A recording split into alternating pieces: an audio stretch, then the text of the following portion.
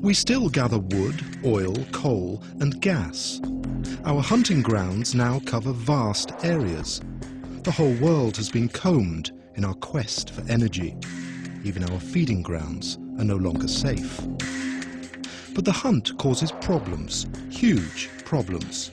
Climate change, health issues, shortages.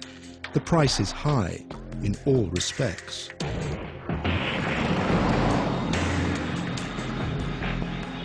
We are happy when the oil price drops, although we know that it's bound to increase in the end to ever higher levels. Fossil fuels have become a source of speculation, and speculators want to earn money. That's the bottom line. Fossil fuels mean power, and supplies may be forthcoming or cut off at will, which could lead to war. Fortunately, the search for gas and oil seems to be losing ground to a new revolution: the large-scale harvesting of sunshine.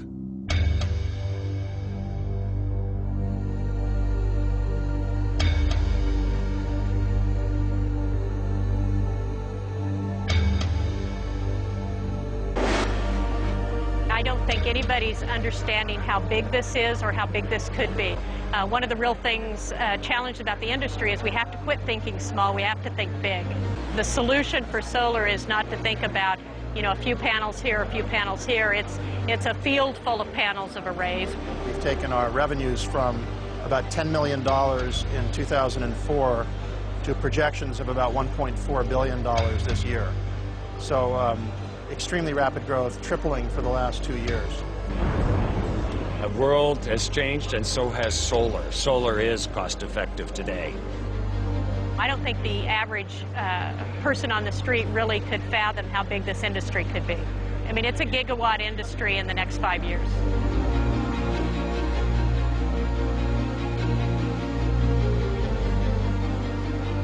My advice to all governments, to all companies, including the conventional power companies, don't make new large investments for conventional energies. It will become stranded investments in the next decade.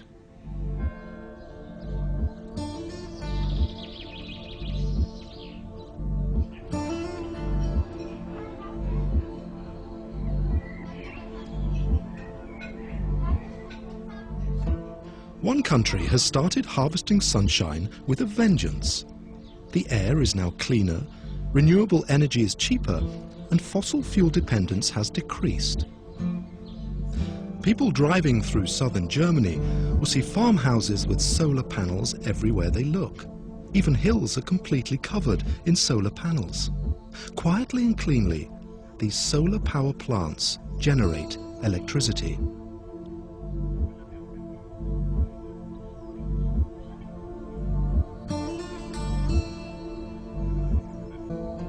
Solar energy is a booming business. It's Germany's fastest growing industrial sector. In recent years, the German governments subsidized the production of solar electricity supplied to the grid. Suppliers are paid twice as much for solar electricity than they are for conventional electricity. This helps to finance the construction of solar power plants. A fund is set up and shares are issued. That means the harvesting of both sunshine and money. That's one of the main reasons. In former times, 15 years ago, the main reason for doing PV systems was well, idealism, the wish to change the energy sector.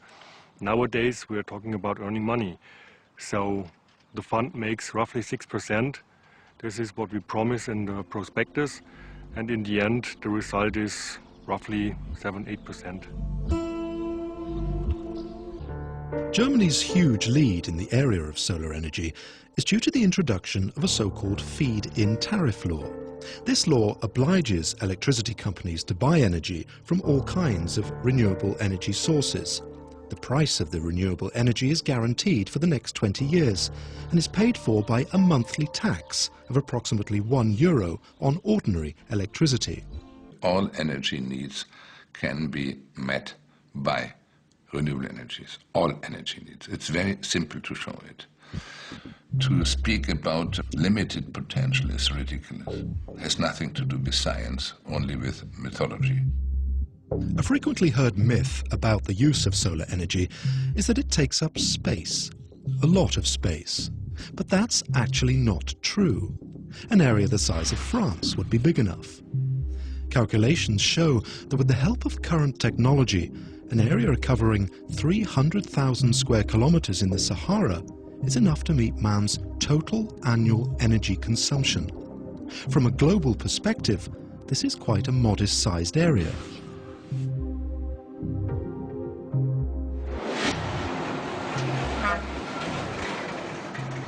We need technologies to harvest it and to convert it into modern energy needs. The only question is how fast can we introduce a new industrial sector producing technologies for harvesting renewable energies.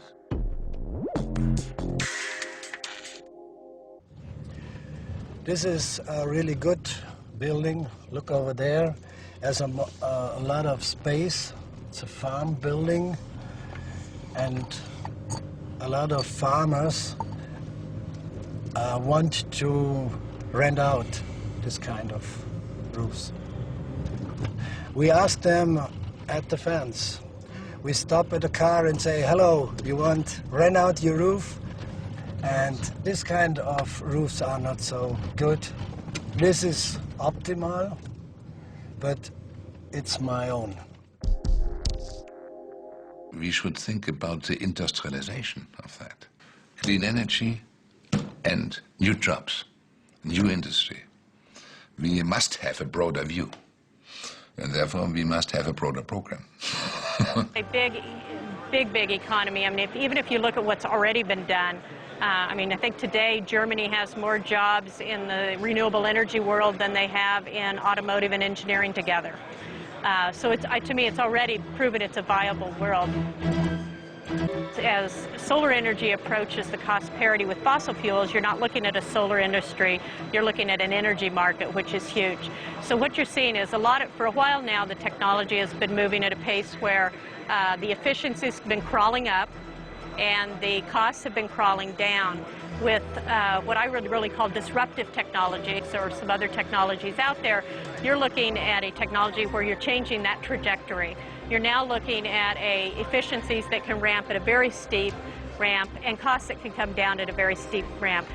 And realistically, that can put this type of technology providing energy at cost parity with fossil fuels. The solution for solar is not to think about a few panels here, a few panels here. It's a field full of panels of arrays where you're producing clean energy instead of energy created by carbon-emitting processes. So I don't think the average person on the street really could fathom how big this industry could be. I mean, it's a gigawatt industry in the next 5 years.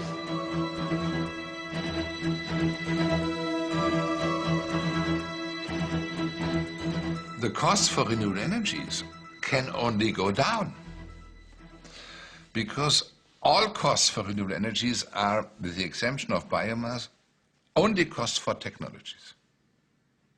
Not any more costs for fuels, no costs for energy transportation, for infrastructures, primary energy transportation. Technology costs go down by mass production and running technological improvements.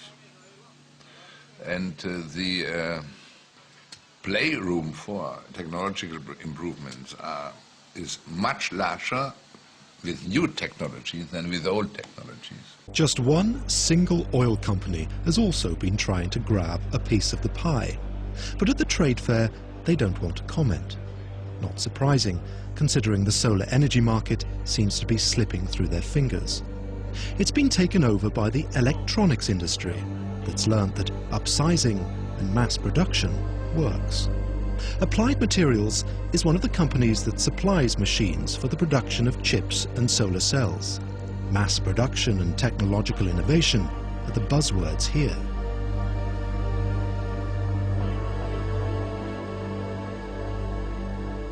think what we're seeing is a quantum leap of consciousness happening here about energy, where energy comes from, and that there are solutions that have been studied in the lab now for more than 25 or 30 years that are ready for commercial, large-scale use. We have a history of 40 years of making equipment for making integrated circuits. As factories get larger and the scale of production gets larger, the speed of cost reduction accelerates. And what's happening today all around the world is the cost of a solar panel is coming down very rapidly, and the price of electricity is going up. So our ability, what we're seeing with the equipment is the opportunity to serve many of the new growing areas in the world that need electricity that's cost effective. What happens is a revolution, a new technological revolution. This happens. For the layman, it's not immediately apparent, but a revolution is going on in the industry, a revolution that's even bigger than the IT revolution in recent decades. And it's already being dubbed the ET revolution, the energy technology revolution. This industry is maturing rapidly, and it's moving from the laboratory to commercial business. It's an industry, many of the people who have come to visit us at this conference have come from the integrated circuit business, and they say this is just like 30 years ago, with the transistor coming in to replace vacuum tubes. And suddenly a whole new market vista opened up. The panorama of all of those possibilities is being seen and tried here at over 1,000 exhibits. It's an incredibly exciting time for all of us, finding a way to participate in this need that we have.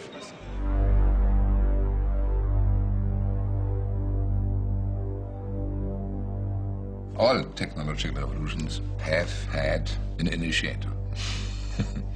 And we are the initiators of that.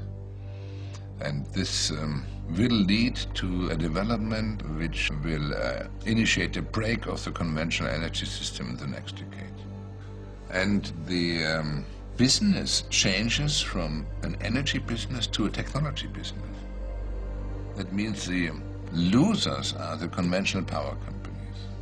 The winners of this development are companies in the economic field, are the companies who produce the technologies for harvesting renewable energies and converting it and store it. The local interest in the country is basically, it's a huge interest, and we see India taking off into a mega market. Probably 2009, like Vinay said, I would say more in the region of 2010, it's going to explode.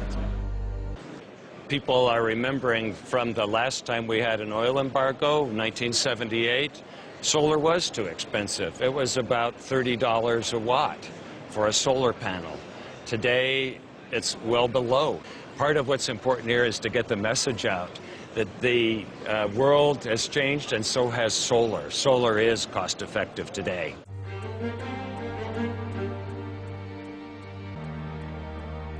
Seville, Spain. There's enough sun, and as things now stand, Spain will be the first country in which electricity generated by sunshine will cost the same as electricity from fossil fuels. The Spanish are following Germany's example and are also introducing legislation that will make it possible to supply clean electricity to the grid. And electricity utility companies have also realized that the sun is their new fuel. Ebengoa is experimenting with large mirror power plants. The power plants currently under construction should provide 300 megawatts, which is enough for a town the size of Seville.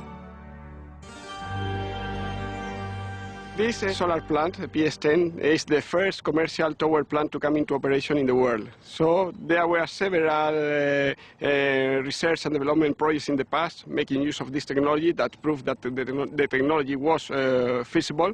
But finally, there were never a company that invested the money in order to make this technology commercial.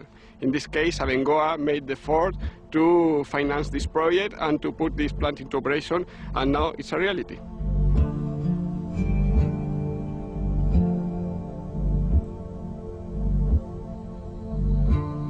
Mirrors measuring 120 square meters each reflect sun onto just one point on a massive tower. This results in high temperatures, which are used to drive steam turbines to generate electricity. Well, at this moment, these technologies are being developed in some countries that are supporting the revolution. In Spain, for example, we have what we call a feed-in tariff that is paid for every kilowatt hour of electricity that we generate, and that makes possible the economics of these projects. As a matter of fact, the rising prices of the oil every day help us a lot in this work. The Spanish are looking beyond their own borders. For instance, Spain is involved in the construction of large solar power plants in Morocco and Algeria. Power plants that concentrate sunshine, better known as concentrated solar power plants, or CSPs for short, are certainly on the increase. Even so, they're not new. In the Mojave Desert in the United States, there are two big CSP plants, where parabolic mirrors are used to produce steam that drives turbines. The plant at Kramer Junction went into operation more than 20 years ago, and experience has shown that this is an extremely efficient concept. This plant has been in operation since construction between 1986 and 1988. So we've had commercial operation here, self-sustaining in the commercial environment for years. It's all private investment. There were some tax incentives that attracted the investment, but it is privately held, and there's a long-term contract with the utility that makes it a self-sustaining business. This plant is a demonstration that it's reliable, dependable, and absolutely ready for further expansion.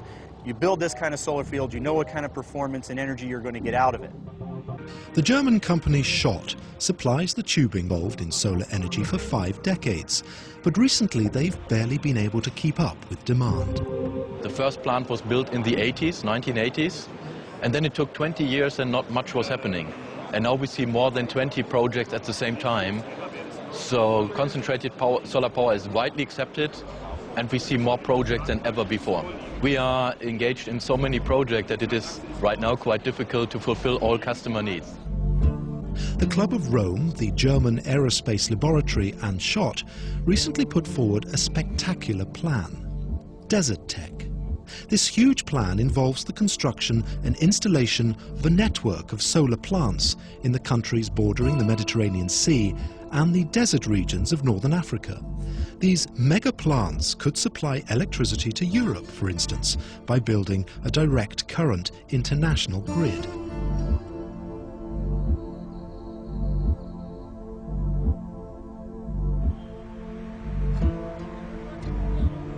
Jordan, Amman.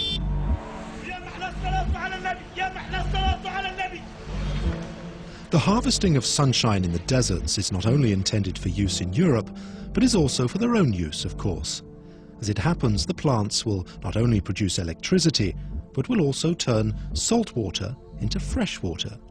One of the plan's spokesmen is His Royal Highness Prince El Hassan Bil Talal of Jordan, former president of the Club of Rome. Well, essentially it is coastal solar thermal power. That means a series of coastal thermal power stations, power and desalination in cogeneration. And the concept is to take the solar power from the Gulf region across North Africa into Europe.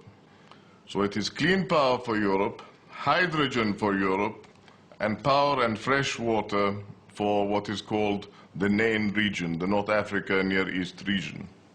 And the solar plan takes into consideration the proposition that Desert Tech, which I presented to the European Union, includes a consensus for the first time between the entrepreneurs, the policymakers, the technicians, so there's nobody out of the box. Everybody is agreed on the principle.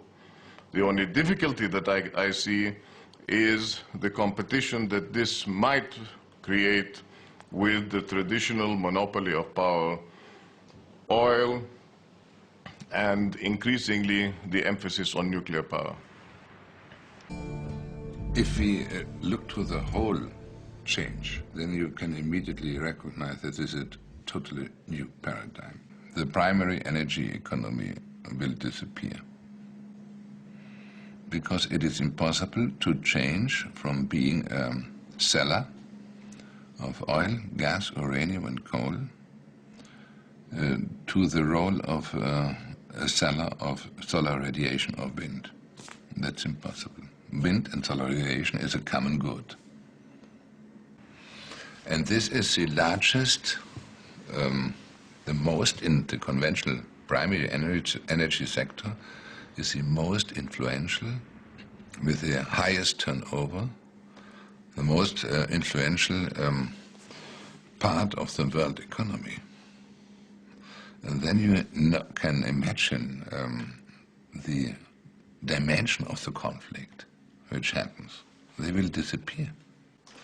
And therefore they have the interest to postpone it. They know their own end, but they want to postpone it for decades. And we cannot accept that, because society, the world cannot wait to the point when the last drop of oil is consumed, or the last cubic meter of gas, or the last ton of uranium or coal. We cannot wait for that.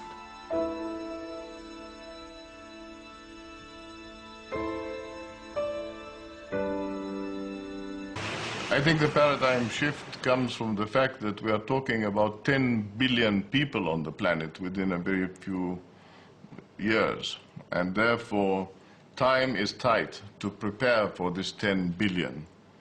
Either the 10 billion will be killed through attrition of wars and regional calamities, or affordable and sufficient water, food and energy, as well as a stable economy and climate, are used as indispensable precondition for civilized life on the planet.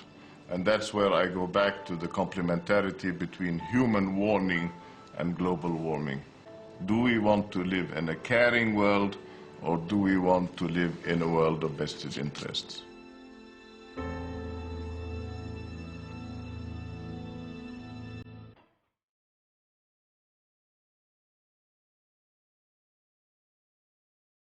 How do we save the planet but still provide mankind with enough energy? The sun's potential is huge. The technology exists, and even the oil-producing nations seem to be shifting towards the sun.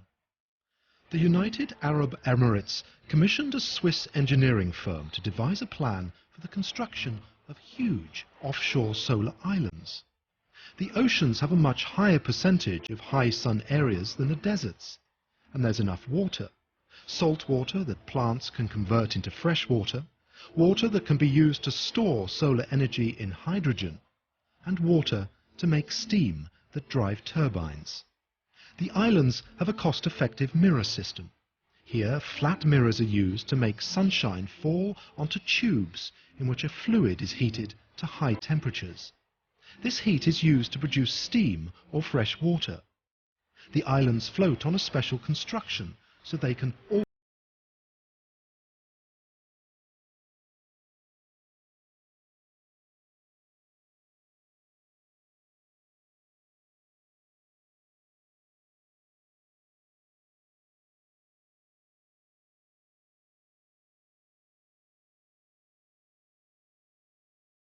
Not everything has to be that huge and awesome. We should also be able to harvest solar energy closer to home. Otherwise, we'll create a new dependence on large monopoly concerns. But how can we harvest sunshine on a large scale in areas with relatively low amounts of sunshine?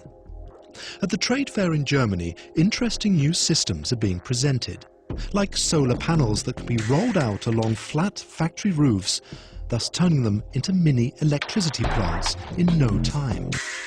And an unexpected development comes from the world of flat screens. Producing flat screens is a very similar technology to producing solar panels. In fact, it's just glass covered with a very thin layer of semiconducting material. Until a few years ago, large flat screens were still very expensive. Now everyone's buying them, and there are 1/10 of the price they were just 5 years ago.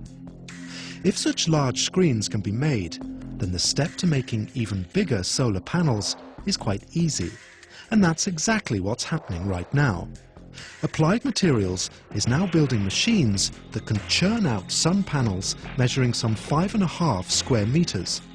Its customers are the big electronic industries of Japan, Taiwan, China and India. In the near future, they'll be providing cheap solar energy on a global scale. Yes, a solar panel like the ones behind me made with thin film silicon can produce as much energy as was consumed to make the solar panel in about 8 months, well less than 1 year. The energy payback, as it's called, is a very short time. And of course, this is going to continue to make electricity well beyond 25 years. It's a great return on that energy investment. So this is the first time in history where cost-effective energy could be manufactured. Before, we always burn something up. Machines make it easy to assemble the huge solar panels and turn them into mega solar plants in just a short space of time. And they are, quite literally, mega. Where solar panels once provided kilowatts, they can now provide megawatts, and they'll soon provide gigawatts. This new kind of technology has put an end to the myth that there's not enough space for affordable solar energy in low sunshine countries. And finally, one more myth. Is solar energy actually that efficient? Wouldn't we be better off harvesting biofuels instead of solar electricity? You don't see it, but this was a wasteland deposit, and farming was not possible because the yield for the farmer was really poor, so it was worth nothing more or less.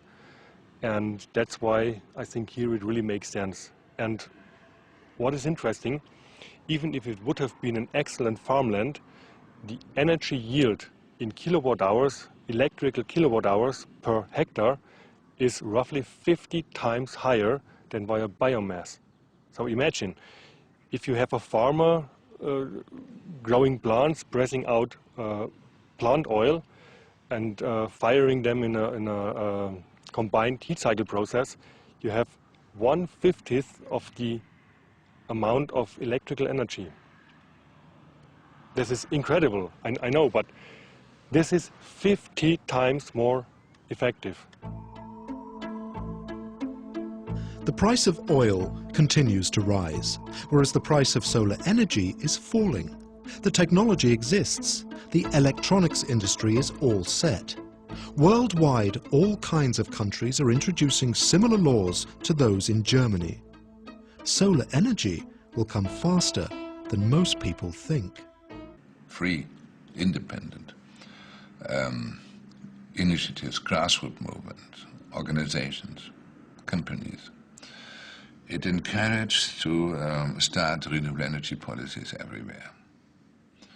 Because what is possible in Germany is possible everywhere. The argument is over.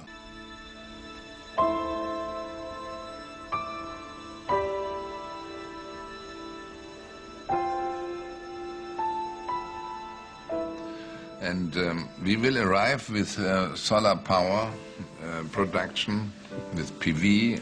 We will arrive in the run of the next decade at costs, including new storing opportunities, at costs for a household which are lower than the conventional costs for buying electric power over the grid. We will arrive at that. And who will hinder people to do that? No one can do it. Only a dictatorship can do that.